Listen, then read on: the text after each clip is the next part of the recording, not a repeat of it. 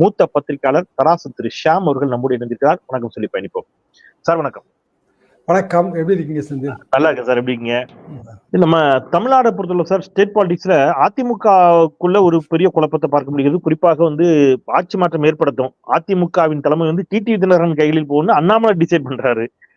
இங்கேயும் ஒரு குழப்பம் திடீர்னு செங்கோட்டையன் தலைமையின் கீழ் போக போகுது அப்படின்னு சொல்லி தேர்தல் முடிவுகளுக்கு பிறகு, அதாவது காங்கிரஸ் ஒன்றியத்தில் ஆட்சிக்கு வருவதுதான் அதிமுகவுக்குமே நல்லது அப்படிங்கிற மாதிரியான பார்வை வைக்கிறாங்க. இல்ல பாஜக வந்துச்சுன்னா அதிமுக பெரிய சிக்கல். இந்த பாஜக வந்துச்சுன்னா உள்ளபடி அதிமுக சிக்கலா? பாஜக வராதுன்னு பிறகு அதிமுக என்ன சிக்கல் வருது? அதாவதுங்க, அடிப்படையில் அதிமுக வசீகர தலைமை தான் அதிமுக இல்லையா?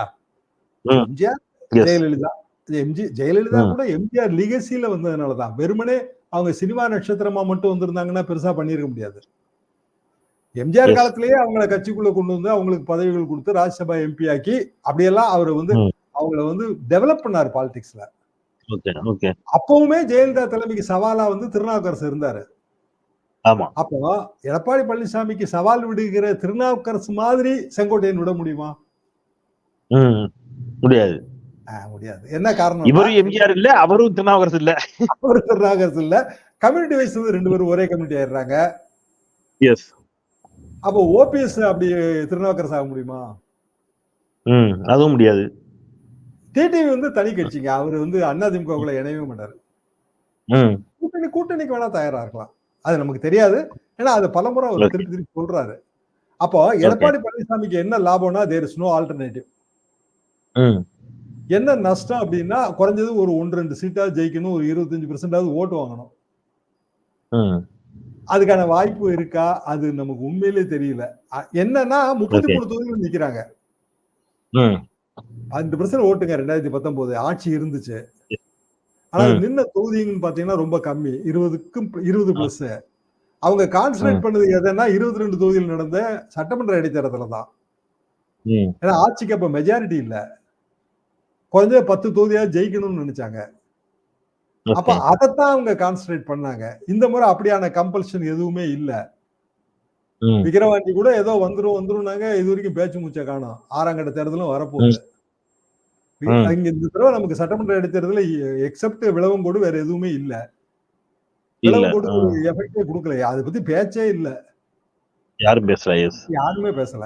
அப்போ எடப்பாடி பழனிசாமி இந்த முறை நிறைய தொகுதிகளில் போட்டி போடுறது மூலமா அதிமுகவோட கோர் ஓட் பேங்க் எங்க இருக்கோ அங்க அதை எடுத்துருவாரு.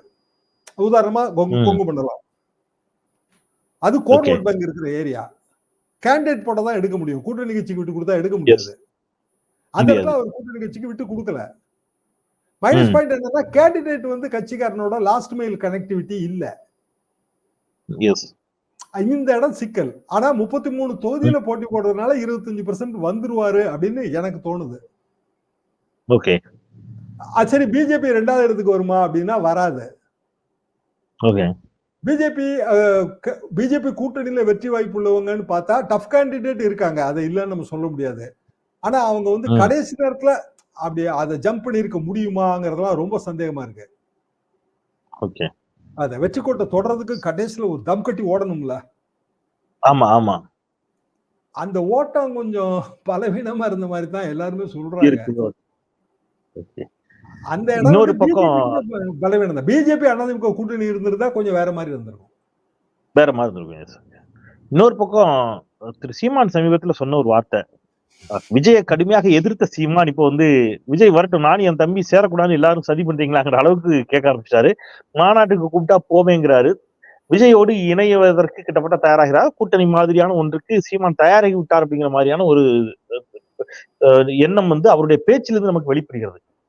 அது என்ன மாதிரி இதுல மியூச்சுவலா யாருக்கு லாபம் இருக்கும்? அதுக்கு விஜயனுடைய அரசியல் வருகைக்கு இப்பொழுதே அவர் இன்னும் உள்ளே என்ட்ரி ஆகல, அவருடைய வாக்கு சதவீதம் என்ன, அவருடைய கொள்கை, அதை எதுவுமே தெரியறதுக்கு முன்பாகவே சீமான் தயாரா இருக்கிறாரு. அது எப்படி புரிஞ்சுக்கிறது? அதாவதுங்க, அடிப்படையில சீமானோட ஓட்டு சதவீதம் 6-8% இல்லையா? இப்போ இந்த தேர்தல் என்னாச்சுன்னா, சீமானுக்கான களம் இல்ல. இது பிராக்டிக்கலா அதை எல்லாருமே புரிஞ்சுக்க வேண்டியது, அதுவும் குறிப்பா சீமான ஆதரவாளர்களும் சேர்த்து புரிஞ்சுக்க வேண்டியதுன்னு நான் நினைக்கிறேன். இந்த களங்கிறது மோடி இருக்கணுமா வேணாமாங்கிற களம் தான்.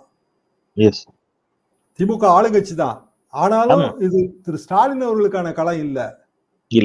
எடப்பாடி பழனிசாமி அதிமுக எதிர்க்கட்சி தான். எடப்பாடி பழனிசாமிக்கான களம் இல்ல. ஒரே பாயிண்ட் தான் இதுல. அது இந்தியா முழுவதும் ஒரே பாயிண்ட் தாங்க. தமிழ்நாட்டில இருந்து நீங்க எங்க எடுத்தீங்கனாலும் ஒரே பாயிண்ட் தான். மோடி 3.0 உண்டா இல்லையா?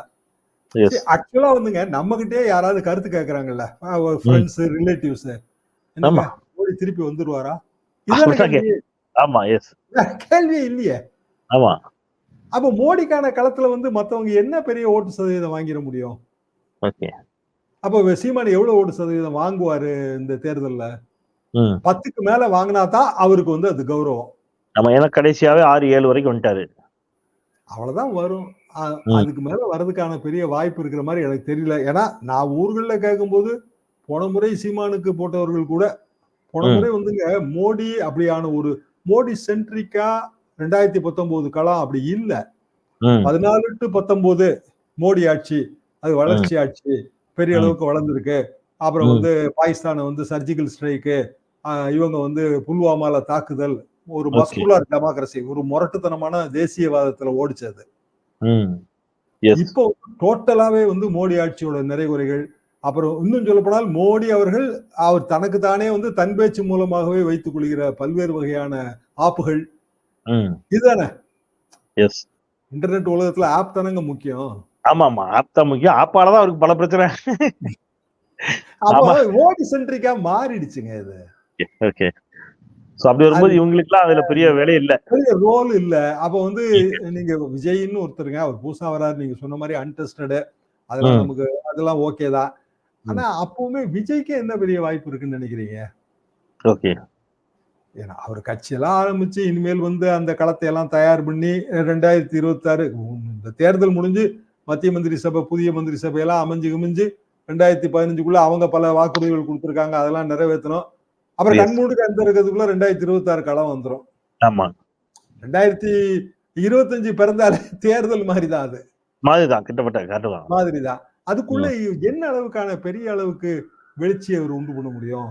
ரெண்டாவது, எம்ஜிஆர் காலத்து அரசியல் வேற, இப்ப இருக்கிற அரசியல் வேறங்க. சோசியல் மீடியா பாலிடிக்ஸ் இது.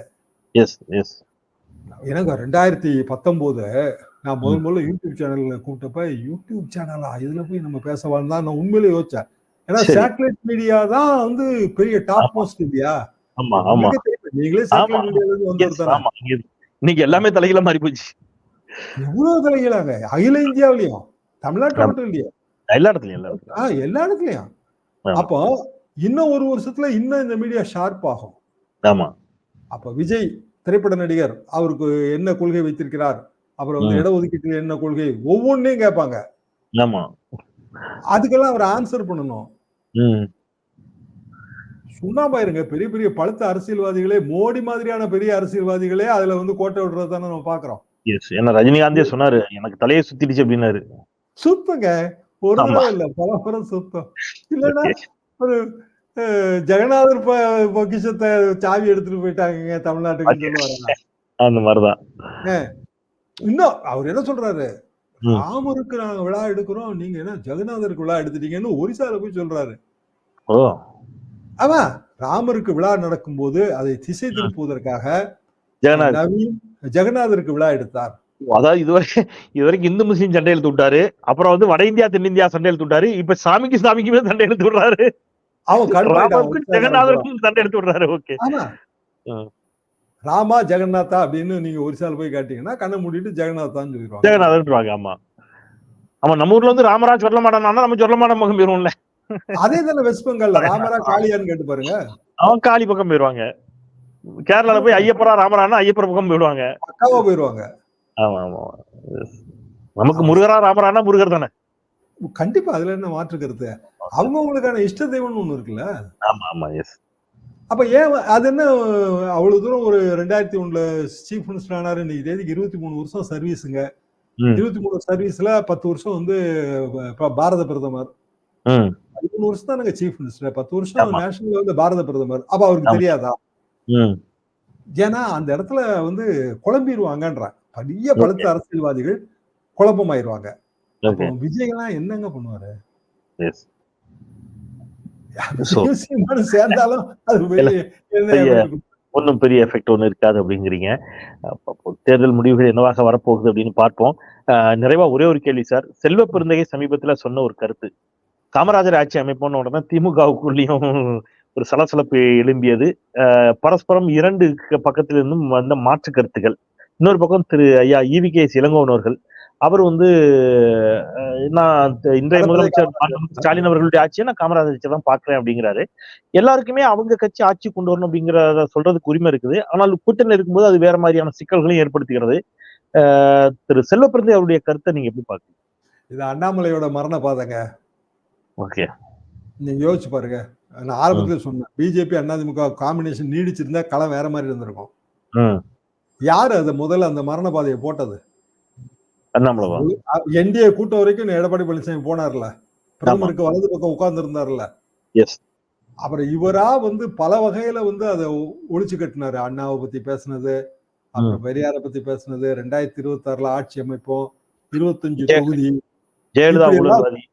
ஜெயலலிதா ஊழல்வாதி. அப்ப ஆட்டோமேட்டிக்கா அந்த கூட்டணி தேராதுன்னு ஆயிருச்சு. ஒண்ணே ஒண்ணு நான் சொல்றேங்க, ஒரு காலகட்டத்திலயும் தேசிய கட்சி ஆட்சிக்கு வர்றத தமிழ்நாடு விரும்பாது. கலைஞருக்கே அந்த படம் 80லங்க சீட்டு பாதிக்கு பாதி கொடுத்ததுலதான் அந்த ஆட்சி அன்னைக்கு வராம போச்சு. கலைஞரே அது சொன்னாரு. இந்த பொருந்தா கூட்டணியோட முதல் உதாரணம் கலைஞர் 80ல சொன்னதுங்க. எலியும் தவளையும் சேர்ந்த மாதிரி கூட்டணினாரு. அதுக்கு காரணம் யாருன்னா எம்ஜிஆரின் கை குருவி MP சுப்பிரமணியன். MP சுப்பிரமணியம் பழைய காங்கிரஸ் கட்சி தலைவருங்க. 80ல தமிழ்நாடு காங்கிரஸ் கட்சி தலைவர், எம்ஜிஆருக்கு ஆப்தர். சோ கலைஞரோட குற்றச்சாட்டே என்ன அப்படின்னா, எம்ஜிஆர் சொல்லித்தான் இந்திரா காந்தி அம்மாட்ட சொல்லி இந்த மாதிரியான ஒரு உடன்பாட்டை வலியுறுத்தி வாங்கி, ஏன்னா அதுக்கு முந்தின மக்களவை தேர்தல இந்திரா காங்கிரஸ் திமுக கூட்டணி ஒரு சொல்லில அது பெரிய கட்டுரைகள்லாம் வந்திருக்குங்க. அது அந்த காலகட்டத்துல MP சுப்பிரமணியத்தோட பர்சனல் செக்ரட்டரி திருஞானம்னா அவரு எனக்கு தலைமை நிருபர் பிற்காலத்துல. சரி, இந்த பழைய கதையெல்லாம் அவர் சொல்லுவாரு. மறைந்து விட்டார். பழைய கதையெல்லாம் சொல்லுவாரு. எதுக்காக நான் சொல்ல வரேன்னா, அது ஒர்க் அவுட் ஆகாது. அதுக்கு பிறகு 2006ல திமுக 96 சீட்டு வாங்கும் போது காங்கிரஸ் கட்சிக்கு இடமே கொடுக்கலையா கலைஞர்? ஆட்சியில எங்க இடம் கொடுத்தாரு? நீங்க வேணா பாண்டிச்சேரியில ஆட்சி அமைச்சுங்க, நாங்க அங்க கேட்கல, நீங்க இங்க கேட்காதீங்கன்னு சிம்பிளா முடிச்சிட்டாரு. புதுச்சேரியில அவங்க ஆதரவு கொடுத்தாங்க திமுக. புதுச்சேரியில ஆதரவு, அவ்வளவுதான். என்ன காரணம்னா அதுக்கு யாரும் தயாரா இல்ல மாநில கட்சி. இது நம்மன்னு இல்ல, நீங்க ஒரிசாவுக்கு போனீங்கனாலும் அதே கதிதான். இப்ப நீங்க நவீன் பட்நாயக்கும் பிஜேபியும் சேர்ந்துதான் கூட்டணி ஆட்சி அமைக்கணும்னா நவீன் பட்நாயக் அது தயாராக மாட்டாரு, மறுப்பாரு. இன்னொரு தேர்தல் வேணா வச்சுக்கன்றுவாங்க. அதாவது ஒண்ணு நாயுடு, சந்திரபாபு நாயுடு இருக்கணும், இல்லைன்னா ஜெகன் இருக்கணும். ஜெகனும் காங்கிரஸும் சேர்ந்து கூட்டணி ஆட்சி அமைக்க முடியாது. நாயுடுவும் காங்கிரஸும் சேர்ந்து கூட்டணி ஆட்சி அமைக்க முடியாது. இல்ல வைஸ் வெர்சா பிஜேபியோட சேர்ந்து அமைக்க முடியாது. காரணம் மாநில கட்சிகள் அவங்க இருப்பை பத்தி ரொம்ப கவலைப்படுவாங்க. அரண்மனை சாப்பாட்டுக்கு ஆசைப்பட்டு நமது வீட்டு அடுப்பை அணைக்க முடியாதுல்ல. பீகார்ல ஒரு கூட்டணி ஆட்சி சாத்தியப்பட்டுச்சு. மகாராஷ்டிரால ஜெயபிரகாஷ் நாராயண் இருந்து வருது. அது ஜேபி முழு புரட்சி நாயகன் 77 தான் இந்தியாவுக்கே கூட்டணி யுகம் மாதிரி. ஜனதா ஒரு கூட்டணி தான், ஒரு காமன் பேனர், காமன் சிம்பிள். ஆனா ஜேபிங்கிற ஒரு பெரிய போலரைசிங் ஃபிகர் இருந்ததுனால அது சாத்தியப்பட்டது. தேர்தலுக்கு பிறகு அவர் ஜனாதிபதியாக சொன்னாங்க. அவர் முடியாட்டாரு. நான் அப்படி ஆனேன்னா நான் இதுக்காக தான் ஒர்க் பண்ணேன்னு ஆயிருந்தாரு. அது வேற யுகம். அதுக்கு பிறகு அங்க கூட்டணிகள் இருந்தது, கவுந்தது, எல்லாத்தையும் நம்ம பார்த்துட்டு தான் இருக்கிறோம். கூட்டணி ஆட்சி ஒரு மாநில கட்சியோட தலைமையில தான் இருக்கும். பீகாரே உதாரணம் தான். எவ்வளவுதான் கம்மியா இருந்தாலும் நிதிஷ்குமார் தலைமையில தான் ஆட்சி அமைஞ்சுக்கிட்டே இருந்தது. தமிழ்நாட்டுல அதுக்கு கூட வாய்ப்பு இல்ல. நீங்க மத்திய கட்சி ஏதாவது ஒண்ணு இங்க ஆட்சியில கொஞ்சம் பங்கு கொடுங்களேன் அப்படின்னா மரத்துல போய் தொங்குன்றாங்க. வாய்ப்பே இல்ல. அந்த அளவுல மாநில கட்சிகள் வலுவாக இருக்கக்கூடிய ஒரு மாநிலமாக தமிழ்நாடு இருக்கிறது. மாநில உணர்வு, சுயமரியாதையோட தொடர் பணிகளுக்கு மத்தியில் தமிழ் கேள்வி அழைப்பை ஏற்று எங்களோடு இணைந்தீர்கள். பல்வேறு கருத்துக்களை பகிர்ந்து கொண்டீர்கள். தராசு திரு ஷியாம் அவர்களுக்கு தமிழ் கேள்வி சொந்தங்களின் சார்பாக நெஞ்சம் நிறைந்த நன்றி. நேரஸ்லாம் சொந்தங்களே, பல்வேறு தகவல்களை கேட்டிருப்பீர்கள். தமிழ் கேள்வியை சப்ஸ்கிரைப் பண்ணிக்கங்க. உங்கள் ஆதரவை எங்களுக்கு தாருங்கள் என்று கேட்டு விடைபெறுகின்றேன். குரலற்றவர்களின் குரலாய் நான் செந்தில். நன்றி.